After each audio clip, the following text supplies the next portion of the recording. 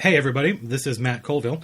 This is the short video tutorial I threw together because I wanted to show everybody how easy it is to run D&D4, the 4th edition of Dungeons & Dragons, completely impromptu with no prep time.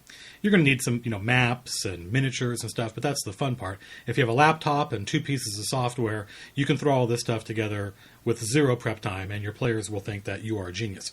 Now, the 2 things you need are, you need the monster builder from the DDI, that requires some subscription, but it's cheap. I think it's like $10 a month or something. And you need the combat manager, which is a free download that you can find online. Just search for D&D4 combat manager. I've got them both up and running, so just imagine that you had done, you had opened up your laptop and launched the program. Let's bring up the monster builder.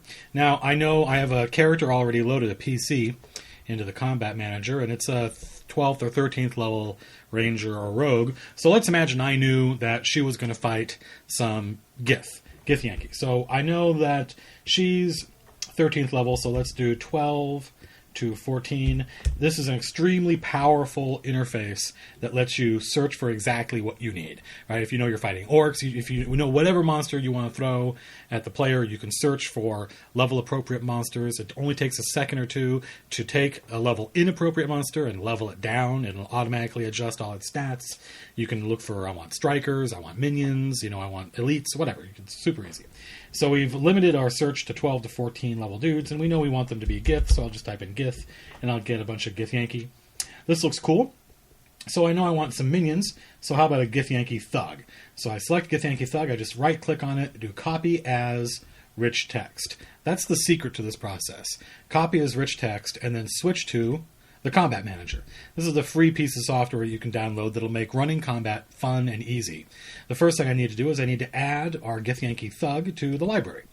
Now, this is the library of all the creatures I have added so far. Once you add a creature, you don't need to do it again. It's done. On my laptop, I have hundreds and hundreds of creatures, but this is a new computer, so I only have a few. You'll see there's a little asterisk next to Sepsicaf, and HE13 means 13th level hero. I imported Sepsicaf from the character builder. That's what CB load means. So that lets you get all the PCs, all the players' characters, bring them in, and you can track them too. So if the player uses a daily power, you can check off use this daily power, and that way everyone's on the same page and no one forgets anything. So let's just click paste. Super easy. Boom, there's my Gith Yankee Thug in the library. I will never have to put the Gith Yankee Thug in here again. So that's a minion. Let's have a nice standard soldier. Copy as rich text. Combat Manager. Paste. Super easy. So I've got a minion. I've got a soldier. Let's get a skirmisher. This would be... I've never looked at any of these monsters. Obviously, at the table, while my players are talking and rolling initiative, I can do a little bit of research. I can see what abilities synergize really well.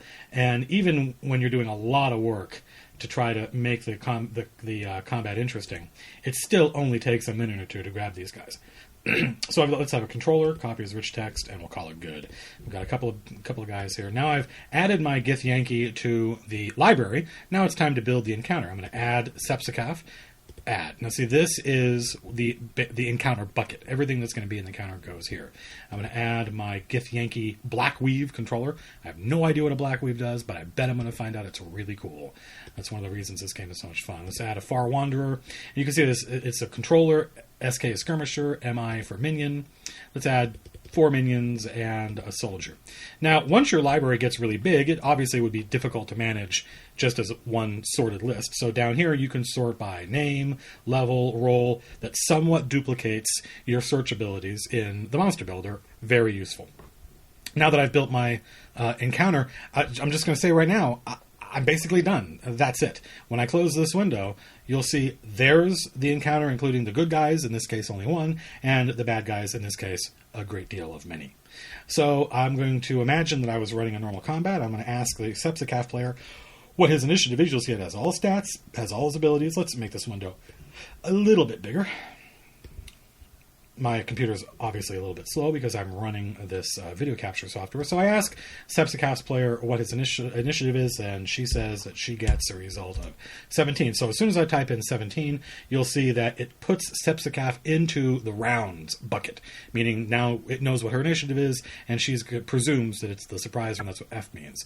Whereas it looks at all the bad guys and says, these guys don't have initiative yet. This is great. The reserve bucket is great for stuff like reinforcements. So you can add guys to the encounter dynamically, and you can put guys into reserve and take them out as the encounter changes. I've got the initiative default set to group similar dudes together. I find that easier and more fun to run as a GM when I've got 5 guys that are all identical, have the same abilities. That way I don't switch between guys with similar abilities and end up forgetting what they do. So I'm just going to click on encounter, roll initiative, and it automatically gives them all initiative, and it lets them, puts them in order. You can, with each guy, you can delay initiative, and it'll put him into reserve. You can ready him and bring him out of reserve. You can delay, so he'll wait. It'll just push him down the list. But in this case, let's imagine our Githyanki warrior was going to attack Sepsicaf. The only thing the tracker doesn't do is roll attacks and damage for you. It pretty much handles everything else. So I've got a couple of abilities here. You'll notice it has Silver Greatsword, Telekinetic Grasp, and all these other encounter abilities. So let's imagine that I used Telekinetic Grasp.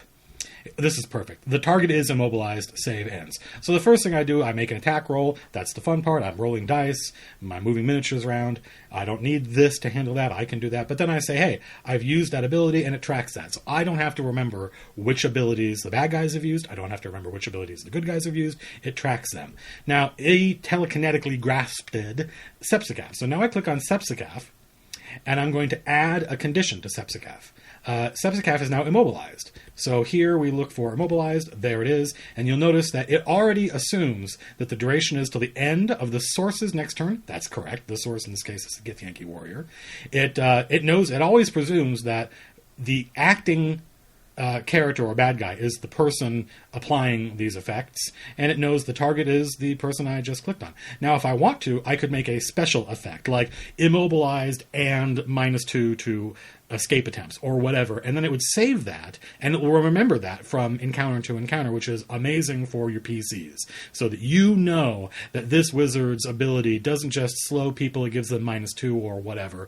It makes it so much easier to run encounters. Once you've entered an ability, or rather I should say a condition once, never have to do it again. So click save, and now you'll notice that here Sepsicaf is immobilized by the Githyanki warrior, and will be so until the end of the Githyanki warrior's next round. Let's go back to the Githyanki warrior, and I can click next turn.